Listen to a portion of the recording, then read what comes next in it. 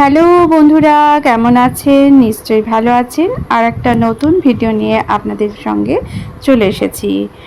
আর আজকে যে টপিকটা নিয়ে আপনাদের সঙ্গে আলোচনা করব সেটা হচ্ছে যে আমরা যারা মেয়েরা সংসার সামলিয়ে ছাদ বাগান করি তাদের কিভাবে করা সম্ভব। অনেকেই হয়তো এখনও ছাদ বাগানটা সেই জন্যই করতে পারছেন না যে এতগুলো কাজের চাপের পরেও এই যে ছাদ বাগানটা করবেন সেজন্য যে একটা পরিশ্রম করতে হবে, সেই পরিশ্রমের ভয়েই অনেকে হয়তো করতে পারছেন না। আবার কেউ হয়তো শুরু করেছেন কিন্তু কিছুদিন পরেই হয়তো এই যে বিভিন্ন রকম প্রবলেমের জন্য, যেমন গাছপালা হয়তো ঠিকঠাক হচ্ছে না, সেই জিনিসটা দেখেই আপনারা ভয় পেয়ে গেছেন এবং ছাদ বাগানের যে গাছ লাগানোর কাজটা এখন করছেন না। আবার কেউ কিছুদিন হয়তো একটু ইচ্ছে হয়েছে, করতে শুরু করেছেন কিন্তু আলসেমি করছেন, যে সেরকমভাবে এগিয়ে আসছেন না, সময় দিতে পারছেন না। তো এই সব কিছু নিয়েই আপনাদের সঙ্গে একটু আলোচনা করছি। যদি আপনারা ছাদ বাগান করতে চান, কারণ ছাদ বাগান বলছি কারণ আমরা এখন যে যারা শহরে বাস করি তাদের তো ছাদ বাগানই একমাত্র সম্বল।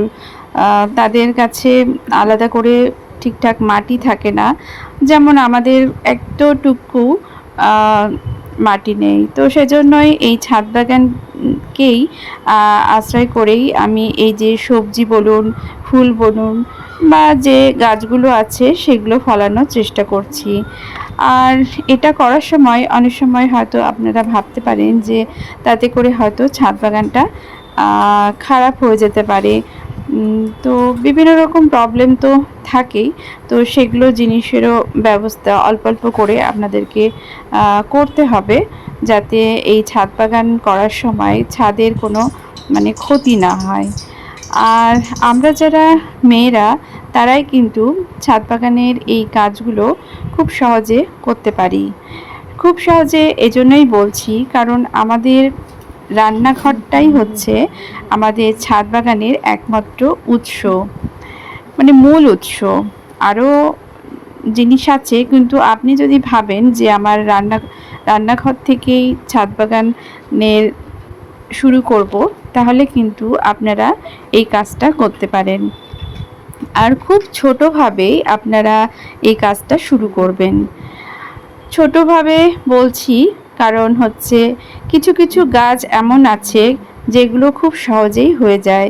যেমন আমার এই যে কচু পাতার যে গাছটা দেখতে পাচ্ছেন, যেটা অটোমেটিকই আমার মাটিতে গোবর সার নিয়ে আসছিলাম তখন ছিল। তো সেই সার দেওয়ার পরে এই গাছটা হয়। আর তারপরে এটার থেকেই অনেকটা ছাদে হয়ে গেছে। এখন আমি এই ছাদ থেকেই কচুর শাক এরকম তুলে তুলে খাচ্ছি। আর এটা কিন্তু একেবারে ছাদে একবার আসলো তো আর যাবে না। আমাকে একটু জল, একটু খাবার অবশ্যই দিতে হবে। আর সেটাও আমি আমার বাড়িতে থাকা যে সবজির খোসা পচানো যে জল, সেগুলোতেই করে নিতে পারবো। এটার তো বেশি কিছু চাহিদা থাকে না, মাটি তৈরি করারও সেরকম কোনো ব্যাপার থাকে না। আমি আপনাদের সঙ্গে ভিডিওতে অনেক রকম মাটি তৈরি দেখায়, যেখানে রান্নাঘরে যে সবজির খোসা আছে সেগুলোকে ব্যবহার করেই করা যেতে পারে। তো দেখুন, আমার আজকে ইলিশ মাছ ছিল, মাথা ছিল। তো কচু শাক তো বাজার থেকে আনা হয়নি, তো এটা আর আনার দরকারও নেই, কারণ হচ্ছে আমি ছাদ বাগান থেকেই এই কচু শাকটা পেয়ে গেলাম। এই যে আমরা ছাদ বাগান থেকে নিজের হাতের তৈরি গাছ থেকে কিছু একটা সবজি পেড়ে রান্নাঘরে আমরা রান্না করলাম এবং সবাই সেটা খেয়ে তৃপ্তি লাভ করলাম, তাতে একটা আলাদা অনুভূতি থাকে, সেটা আপনাদেরকে বলে বোঝানোর দরকার নেই। আর আমরা যখন ছাদ বাগানে যাই তখন তো ছাদ বাগানে যে সবজিগুলো ফলে থাকে সেগুলো দেখতেও কিন্তু একটা আলাদা আনন্দ থাকে। আমি কিন্তু এখানে দেখতে পাচ্ছেন এমন কিছু জিনিসের মধ্যেও ছাদ বাগানে গাছ লাগিয়েছি, সেগুলো কিন্তু বাড়িতেই আমরা পেয়েছি। যেমন দেখুন এই বস্তাটা, এগুলো কিন্তু চালের বস্তা। যখন প্রত্যেক মাসে চালের বস্তা আসে, সেই বস্তাগুলোকে আমি মাটি ভরে তার মধ্যে সবজির খোসা, মাটি আর গোবর সার একটু দিয়েছিলাম, দিয়ে এগুলোকে তৈরি করেছি।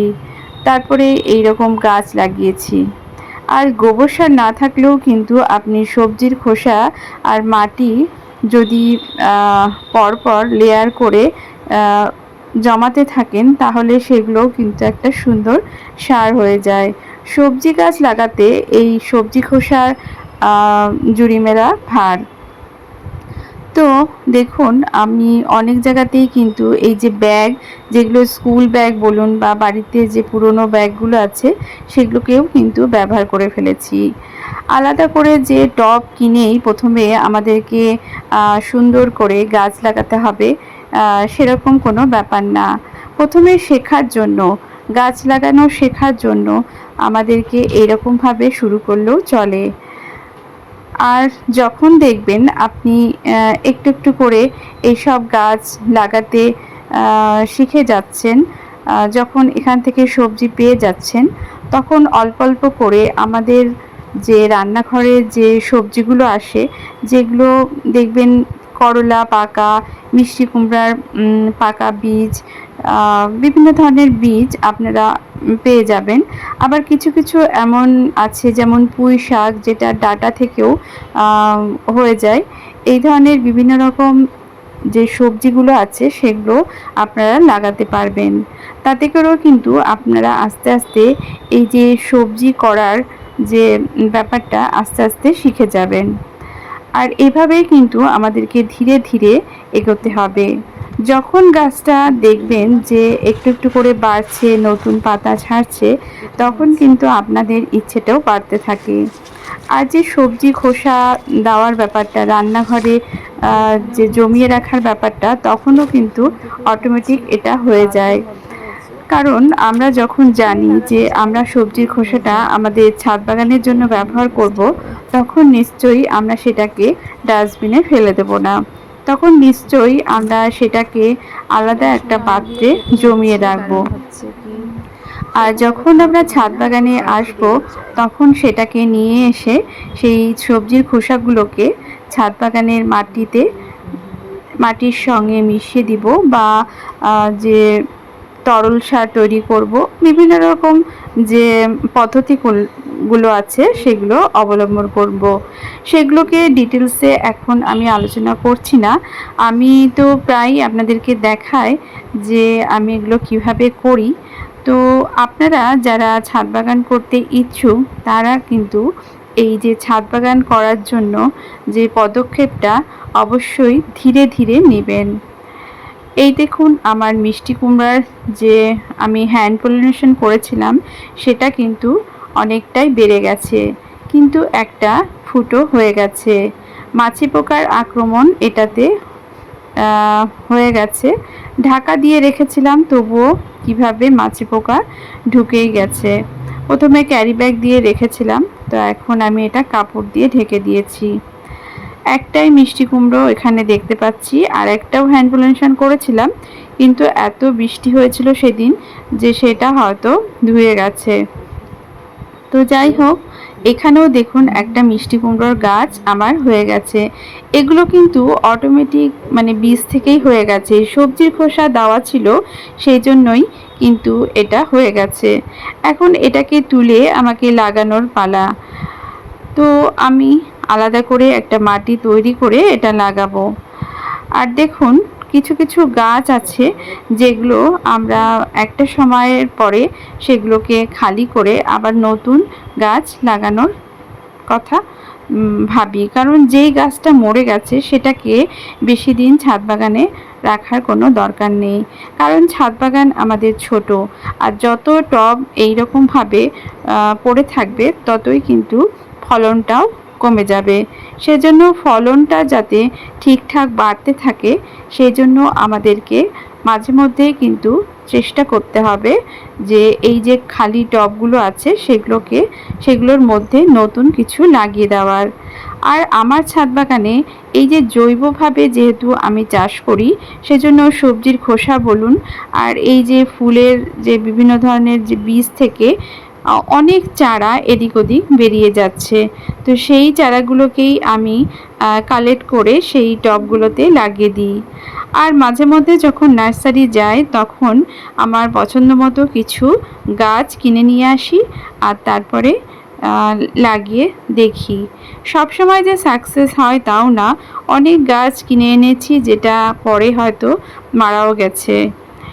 তো প্রথমে হয়তো বুঝতে পারিনি যে কেন এটা হলো, তারপরে আবার হয়তো কিছুদিন পরে সেটা একটু সার্চ করে নিয়েছি যে কিভাবে হয়েছে ব্যাপারটা। তো অনেক কিছু ব্যাপারই থাকে। এই যে টব তৈরি করা, মাটি তৈরি করা, টবটা ফুটো আছে কিনা, মানে ড্রেনেজ হোল ঠিকঠাক আছে কিনা সেটা দেখতে হবে।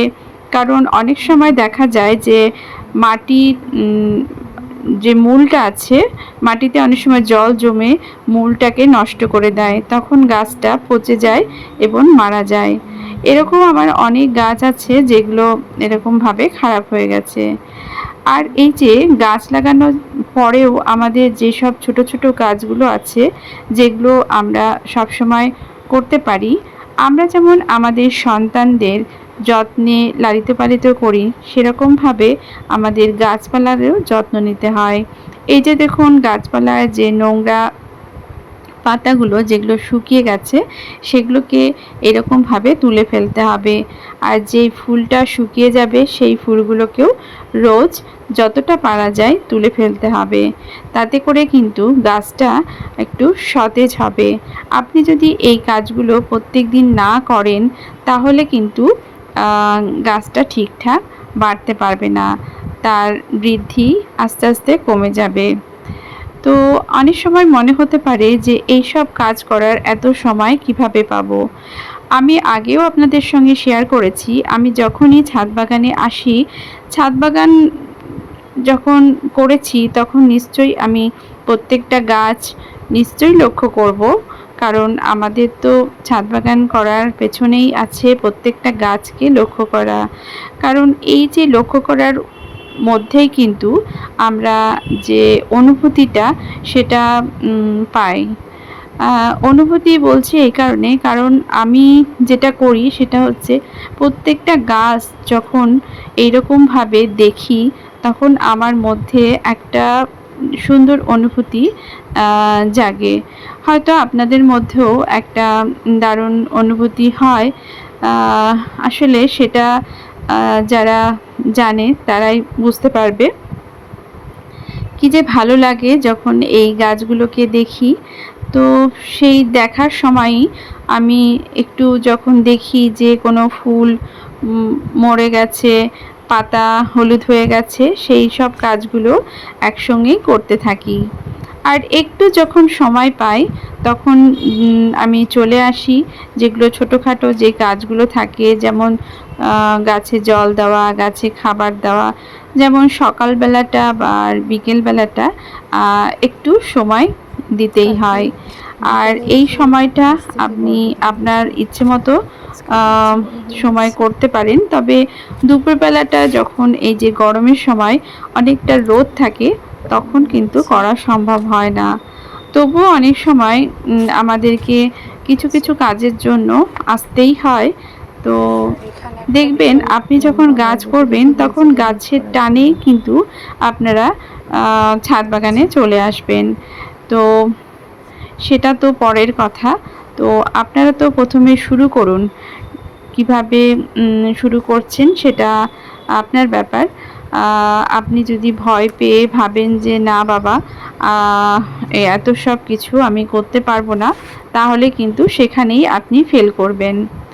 এই যে বরবটি গাছ আমি লাগিয়েছিলাম, তো প্রত্যেক দিনই যখন ছাদে আসছি প্রত্যেক দিনই এক মুঠো করে বরবটি আমার যেন হয়ে যাচ্ছে। তারপরে একটু করে লঙ্কা পেয়েও যাচ্ছি। ছাদ বাগানে যখনই আসি তখনই কিন্তু আমি খালি হাতে মানে ফিরি না। টুকটাক কিছু পেয়েই যায়। এই কাঁচা এই কাঁচা লঙ্কাগুলো তুলে নিচ্ছি, এই কারণ সবজিতে লঙ্কাগুলো লঙ্কাগুলো বেশি দেখছি ঝাল বেশ নয়, পুষ্ট হয়ে গেছে। এগুলো আর মাংসতে গাছে যত ফল ভালো তুলতে লাগে থাকবো ফ্লেভারের ততই জন্য। কিন্তু ফলনটা বেশি টেকো বাড়বে। লাগে না। একবার তুলে নিলেই আবার নতুন করে ফুল দেখছেন পাতা কেমন হতে হয়ে যাচ্ছে থাকবে। এই অবস্থা। যে দেখুন অনেক আবার কিছু ডাল কিছু কুকড়ে ভালোও কুকড়ে হচ্ছে, গেছে, এগুলোকে এগুলোকে আমাকে ভাবছি কেটে কেটে ফেলতে হবে, কারণ এগুলো আবার দেখছি ভালো নতুন হচ্ছে। পাতাও ছাড়ছে। তো এবার এখানে যে অনেক লঙ্কা সময় গাছ ভয় আছে পেয়ে ওইদিকে আমরা হয়তো ভাবি এই হয়তো হবে না, কিন্তু দেখুন এই যে গাছটা ডালগুলো তুলছি, আমি একটু কেটে দিলে হচ্ছে পরে এবার। কিন্তু আবার নতুন শাখাও বেরোতে ছোট্ট পারে, গাছেও লঙ্কা আবার নতুন হয়েছে, করে ফুল 3টে লঙ্কা পাতা হয়েছে। হবে। তো প্রথমেই ভয় পেয়ে যাবেন না, অল্প অল্প করে এই গাছগুলো করতে থাকেন। লঙ্কা গাছটা এমন একটা গাছ যেটা কিছুদিন পরেই এরকম কোঁকড়ানো রোগ হতে থাকে। তো সেটা একটা আমারও সমস্যা। আমি এখনও এই লঙ্কা গাছের ব্যাপারটা ঠিকঠাক মানে হচ্ছে না এখনও, মানে আমার প্রবলেম হচ্ছে, কারণ অনেক সময় যে বৃষ্টি হচ্ছে, বৃষ্টির জল বেশি থাকার জন্য লঙ্কা গাছের জল জমে থাকলে তো ক্ষতি হয়, তো সেগুলো পারছি না। তো যাই হোক, এরকম না পারা আমারও আছে, আমার ছাদ বাগানেও প্রচুর আছে। এখানে যে তো সব বেলি গাছটা কিছুকে একটু নিয়ে বেঁকে আমি গেছে, কিন্তু এই গাছ করা থেমে দেখা থাকিনি, যাচ্ছে না। কারণ আমি দেখেছি যে গাছটাকে এই একটু সরিয়ে দিতে হবে। এক সময় হয়তো আমি এগুলোকে ছেড়ে দিলাম, কিন্তু প্রকৃতির নিয়মেই কিন্তু আবার এগুলো ঠিক হয়ে যায়। সেজন্য এগুলো ছেড়ে মানে চলে আসা, এগুলোকে বন্ধ করে দেওয়া এটা কিন্তু ঠিক না।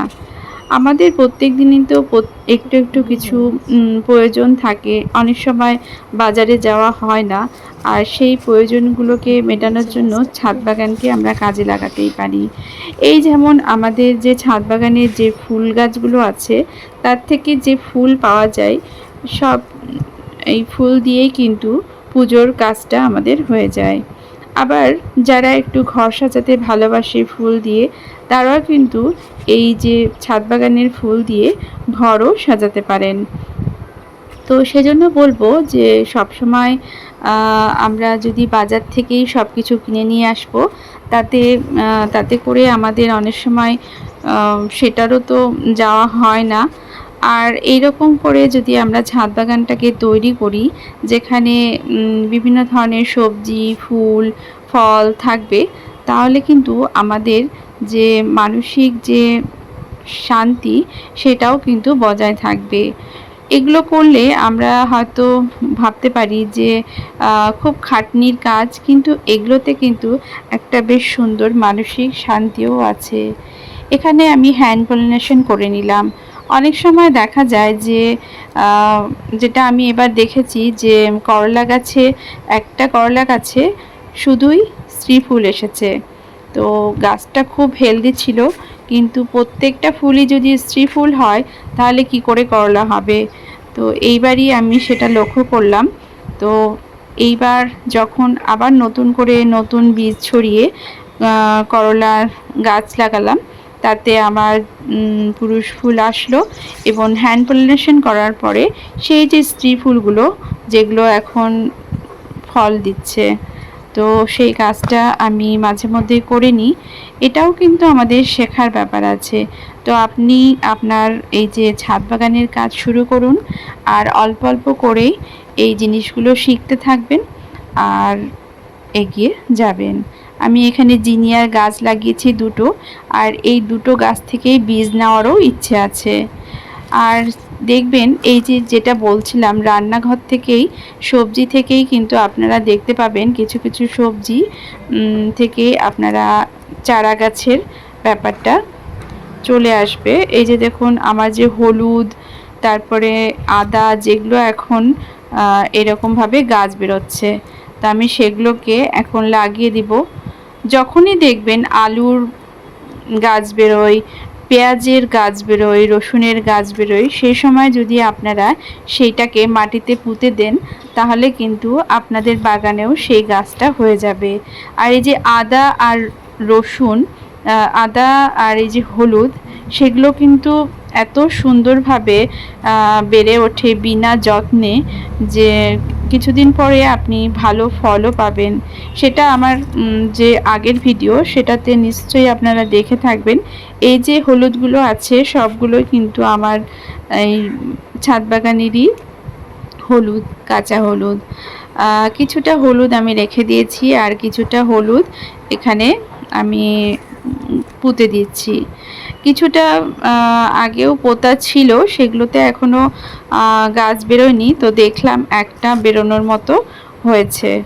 তো এখন হয়তো বাড়বে, কারণ এই যে যখন দেখবেন যে আপনার সবজির যেগুলো আপনারা খান সেগুলোর গাছ বেরোচ্ছে, তার মানে আপনার ছাদ বাগানেও সেই গাছটা বেরোতে শুরু করবে। তো সেই জন্য চিন্তার কিছু নাই, অনেক সময় প্রকৃতি আপনাকে অনেক কিছু দিয়ে দিবে, সেটাও আমি বলতে পারি, কারণ আমি ছাদ বাগানে অনেক কিছু হারিয়েওছি, আবার অনেক কিছু পেয়েও গেছি। এখানে একটু সবজির খোসা, অনেক সময় আমরা মাটি তৈরি করার সময় সবজির খোসা দিই, আবার গাছটা যখন এই যে বাড়ছে তখন মাটির একটা ধারে, টবের একটা ধারে আমি এরকমভাবে অল্প গর্ত করে এই সবজির খোসাটা দেওয়ার চেষ্টা করি। তাতে করে খাবারের ঘাটতি কমে যায় আর আমাকে বাইরে থেকে সার কিনতেও কম হয়।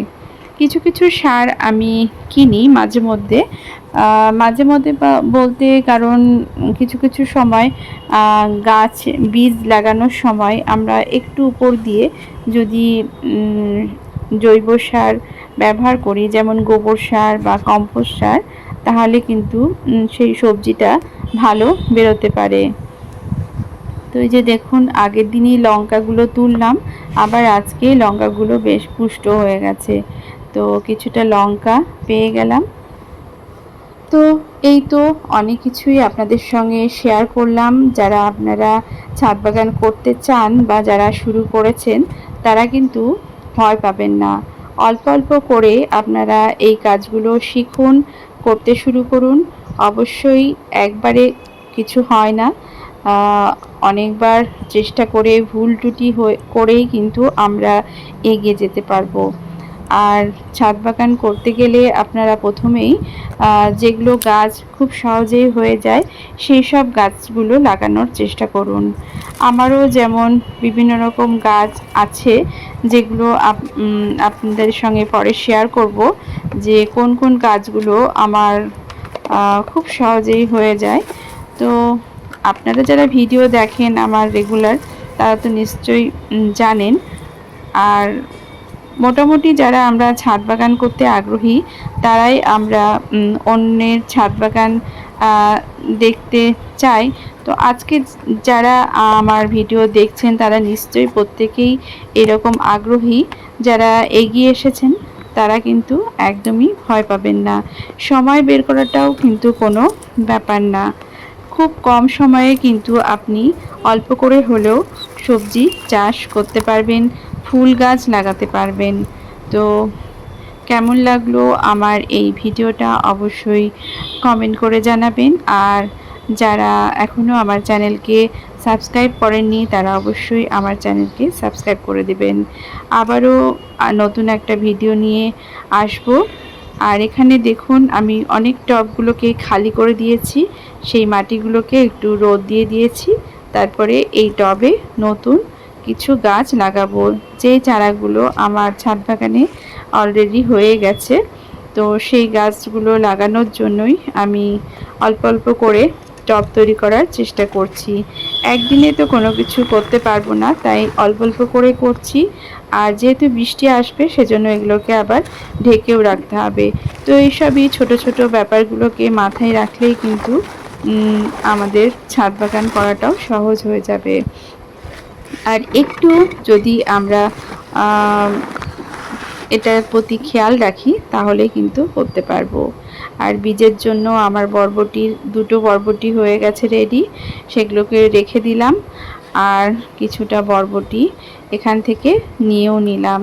যখনই ছাদ বাগানে আসছি তখনই এটা পেয়ে যাচ্ছি। এই রকম সুখ পেতে আপনারাও হয়তো আগ্রহী, তো আপনারাও শুরু করে দিন। আর ছোট ছোট করেই শুরু করুন।